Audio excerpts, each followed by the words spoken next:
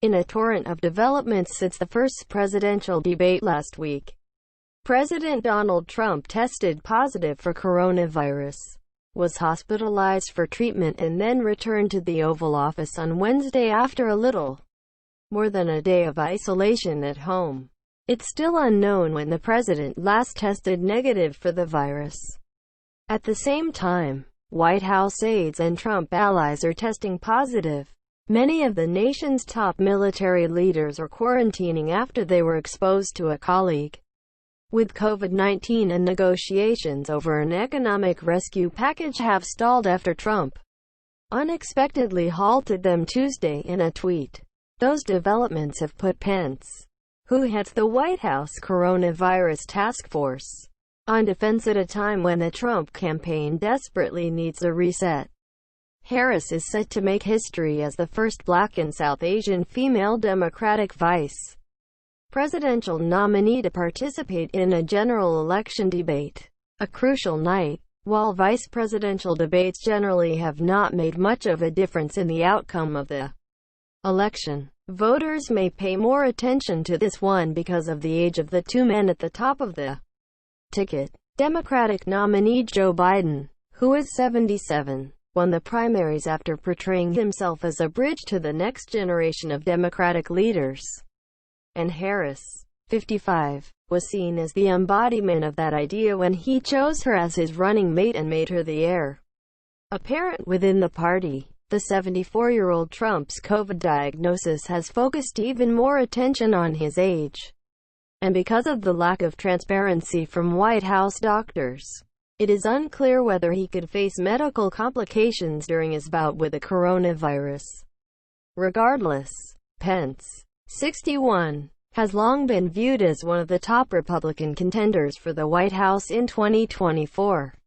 Expectations are high for Harris because of her background as a prosecutor and the skills she showed when she aggressively questioned Trump's nominees as a member of the Senate Judiciary Committee. But before the primaries, when she was running for the Democratic nomination, she sometimes delivered uneven performances on the debate stage.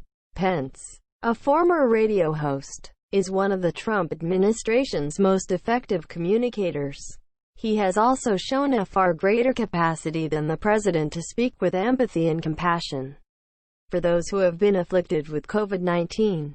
The vice president's main objective on Wednesday is to portray Harris as one of the most liberal members of that body, aiming to paint her as a vice presidential contender whose views are out of step with most Americans and someone who would steer Biden towards socialism. Pence also hopes to portray the White House's actions on the coronavirus in a positive light, from the distribution of aid and personal protective equipment to states, to the efforts to develop a vaccine and therapeutics to treat the virus in record time. More than a week after Americans saw a combative Trump aggressively attack Biden, cut him off and spend the debate in a confrontational posture, Pence aims to be much different. Pence is expected to abide by the rules, speak in an even-handed manner and find ways to make his points with a measured tone.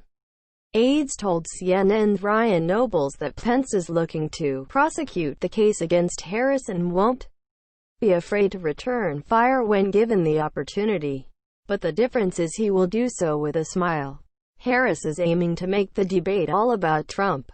The Harris camp told CNN's Kyung Law. Harris's team expects Pence to be smooth and have a great debate but feels that the vice president's calmer demeanor doesn't make him more truthful than Trump. Fact-checking won't be the emphasis, but connecting Pence as the head of the White House's coronavirus task force and how they have failed the American people is the key message, with a focus on talking to voters at home. Tuesday's CNN SSRS poll showed Biden opening his widest lead over Trump this cycle, 57% to 41%. After their contentious first debate in Ohio and the president's COVID-19 diagnosis, Biden has a narrower lead over Trump in the battleground states that will determine the outcome in the Electoral College. In the wake of that poll, the Trump campaign and senior Republicans on Capitol Hill told CNN's Jeff Cellini that Wednesday may be one of the last best opportunities to try to reset this race. If we don't slow the bleeding tonight, the remaining 3 weeks could be grim for Republicans, a Republican senator close to the White House said. Everyone in the party knows that. COVID at the center of the campaign. The president's COVID-19 diagnosis and the widening circle of infected aides have made the administration's reckless handling of the coronavirus the central issue of the campaign once again. And questions still surround Pence's exposure to coronavirus less than a week after Trump tested positive. After returning from his stay at Walter Reed National Military Medical Center, the president made the false statement on social media that the coronavirus is less deadly than the flu, and he has issued tone-deaf remarks about how Americans should not let COVID-19 control their lives. The virus is still one of the top issues on the minds of Americans, who are already voting less than a month before Election Day. In recent days, Trump has slid even further behind Biden in the polls. A nationwide CNN poll released Tuesday showed the president trailing his opponent by 16 points, as Americans recoil from his erratic behavior and his disregard for the dangers of the virus. Pence is being forced to answer for the president's lax handling of the virus, as well as Trump's decision to reject the advice of scientists and top medical advisors by continuing to hold rallies and events with huge crowds of supporters who did not socially distance or wear masks. Dr. Anthony Fauci, the nation's top infectious disease expert, warned Tuesday that the U.S. could see as many as 400,000 deaths by the end of this year if Americans do not follow health mitigation guidelines like wearing masks, a simple life-saving tool that the president has repeatedly mocked. Cases have ravaged the White House staff, and a number of allies and advisors have fallen ill with the virus after participating in the preparations for Trump's first debate with Biden or the White House ceremonies related to Trump's nomination of Judge Amy Coney Barrett to the Supreme Court. Pence was at the White House receptions and the Rose Garden announcement for Barrett, events that appear to have accelerated the spread of the virus at the White House.